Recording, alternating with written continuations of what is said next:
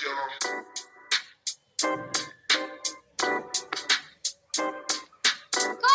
grandi! Perché? Perché? Perché? Perché?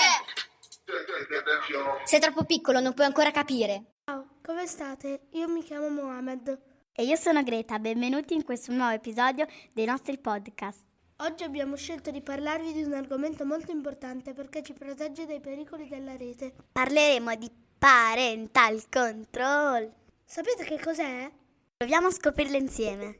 Vi è mai capitato che i genitori vi controllassero i vostri dispositivi elettronici e i programmi che guardate alla TV? A me sì, capita spesso e so che lo fanno per il nostro bene perché ci sono cose che possono farci paura e farci fare brutti sogni.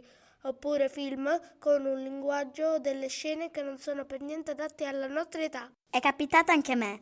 L'ultima volta, proprio qualche giorno fa. Stavo guardando Netflix sull'account dei bambini quando a un certo punto ho iniziato a vedere l'episodio di una serie intitolata Squid Game. Dopo pochi minuti di visione il mio dispositivo ha bloccato il video e mi ha fatto uscire da quel film. E per fortuna già le prime scene mi avevano impressionato. Quindi amici, avete capito che cos'è il parental control? In poche parole è un filtro che si applica al computer, allo smartphone o alla TV che impedisce di accedere a video o filmati non adatti ai bambini. In questo modo i genitori possono anche controllare che cosa vediamo, con chi chattiamo, quali giochi facciamo o quante foto postiamo. Possono anche decidere un limite di tempo massimo per stare davanti allo schermo. Uffa però, perché alla mia età non posso decidere che cosa vedere? Secondo me, tanti ragazzi, soprattutto i bambini, non riescono a darsi delle regole da soli. È come quando la mamma ci dice di andare a fare i compiti e spegnere la TV.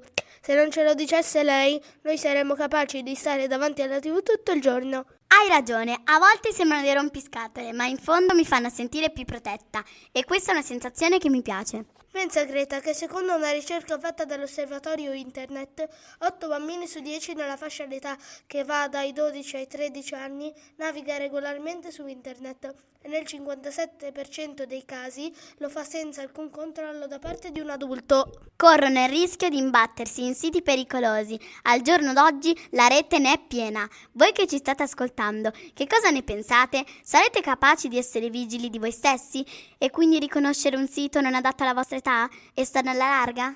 Ora vi racconto una curiosità che ho letto proprio su internet. Conoscete Justin Rosenstein? Io ne ho sentito parlare, non è mica quel tizio del mi piace?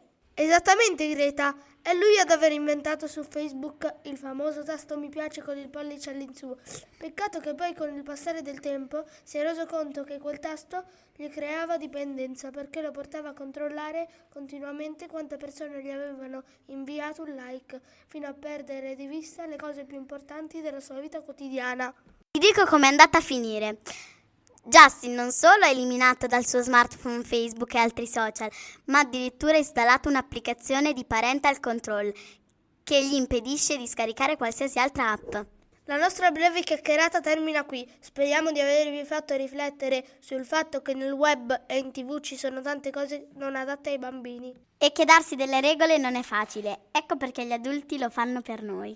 Noi vi salutiamo qui E vi diamo appuntamento al prossimo episodio. grazie per la vostra attenzione. Ciao! Check it out, y'all.